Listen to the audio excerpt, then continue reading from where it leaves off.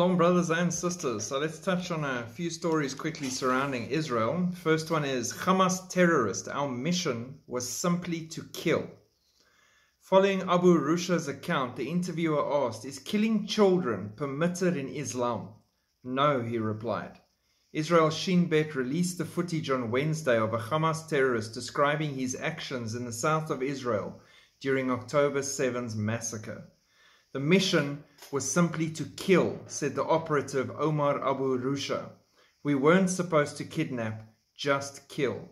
He specified, "We were told to kill every person we see and then come back." The interviewer asked if he was told to make any distinction between men, women and children, and he said he was not. Following Abu Rusha's account, the interviewer asked, "Is killing children permitted in Islam?" "No," he replied. "What did the Prophet Muhammad say regarding this?" "Children are not involved," said Abu Rusha. Finally, the interviewer asked him, "Would your mother and father be proud of these actions?" "They don't know I'm part of Hamas. If my father sees me, he will shoot me, he will kill me." "Why?" "Because of the things I did." It shows you the depths of evil that took place on that day, that they were even given drugs to make sure that they were high enough and on drugs enough to be able to commit even worse evil. You know, when you take drugs to that degree, you lose control and you're allowing those evil spirits to take over. So those demonic forces had even more power and control in that situation, using these people to commit the most horrific of atrocities during that time frame that they had against Israel. And there's just one more example of what's going on. And there's many, many more examples like this. And again, I'm not going to go into the details. I struggle to get those details out of my own brain on how horrific this onslaught was that the devil made against Israel. And that they were even capable of actions like that is beyond understanding for a human being. Hamas official promises to carry out October 7 massacres again and again until Israel's annihilation. Now you understand why Israel says they don't care what the world says, they're continuing until it's over. They cannot ever have this happen again. There are thousands and thousands of Jews that live in the north of Israel and down below near Gaza that say they refuse to return home until this problem is eradicated permanently, because they will never feel safe again. A Hamas official promised that the Palestinian terrorist group will repeat the October 7 massacre again and again to bring about the Jewish state's annihilation.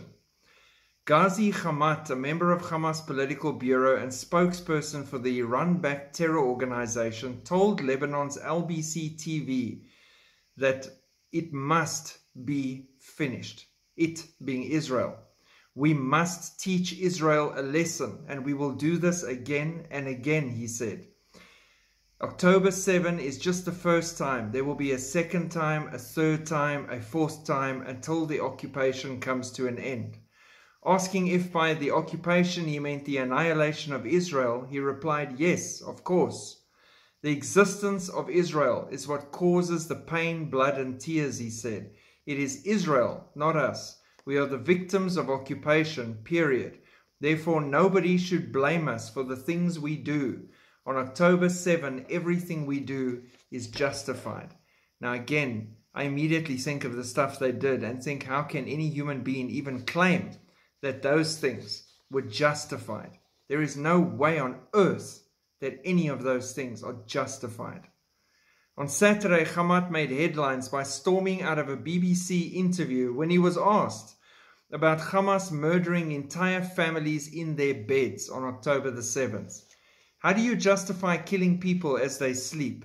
Families," BBC asked. "I want to stop the interview," Hamad said, ripping off his microphone and throwing it on the ground. Because even he knows how evil and twisted that whole operation was and how evil and twisted they are. And he's not willing to openly talk about it, really. Next one, in battle for Gaza stronghold, 100 women and children pushed forward by Hamas to act as human barrier. Seriously, how the world is still not enraged at Hamas shows you how late the hour is and how dark the world has become.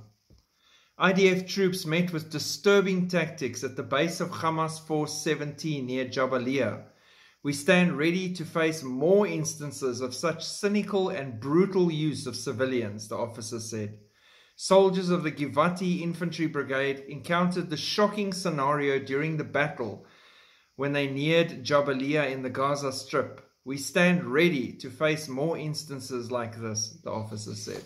They're not going to stop. They're going to continue. They're going to do everything they can to minimize civilian casualties. And Hamas will continue to use civilians as much as possible to try and drive international sentiment in their favor. Never mind the fact that they are the ones putting the civilians in the place of harm to protect themselves and their evil devices.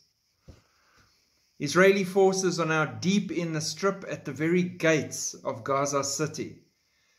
Brigadier General J.C.O.M.E.S, the commander of the Israeli Defense Forces 162nd Armored Division, aka the Steel Formation, told reporters on Wednesday, day 26 of Operation Swords of Iron, to destroy Hamas, that troops are deep in the strip at the gates of Gaza City.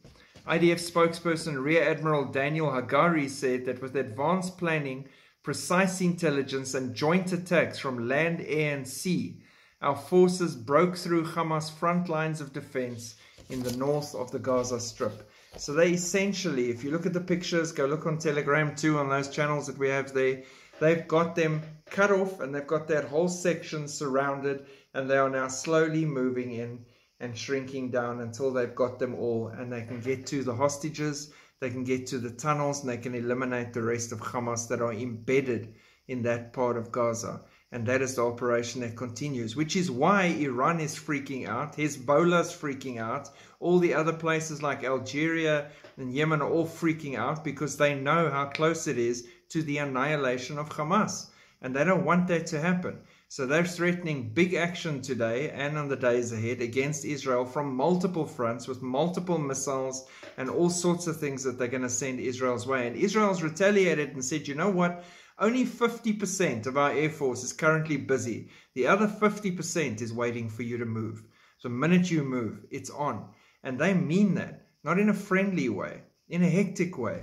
In a move a couple of days ago that I thought was exceptionally clever and sick all at the same time, Netanyahu had the whole Knesset sit down, closed doors, locked doors, and played the footage for them from the GoPro cameras of the terrorists that they eliminated and captured, because the terrorists actually filmed all of their grisly actions that they did. And he played all this footage to the government.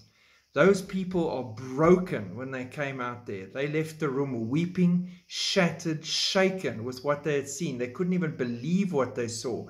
But you know, besides the damage that did psychologically, which I'm not for, they are now united more than ever, and no matter who says what, to absolutely eliminate the threat against Israel and to be ready to continue a long war, no matter how long, from which fronts or from wherever, no matter who gets involved, and to even consider using nuclear weapons at some stage, which could possibly again lead to Isaiah 17's Damascus.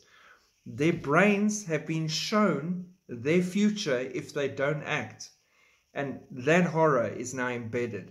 And I wish that they'd actually just rather turn to God, called a day of prayer, humbled themselves, come before the Lord and said, Lord, we can't do this without you. But here we are. And again, pray for Israel, pray for the peace of Jerusalem, pray for the light of Yeshua on the battle lines to be spread amongst the soldiers and the troops as they experience more and more miracles, as God gives them chances to live longer, that they can still turn to Him. We continue praying because we know prayer works. And we know Israel's future. Israel will not be wiped out. God has got a whole one final week set aside to deal with them and bring out a remnant on the other side. Their enemies will not triumph. They will be shattered and broken.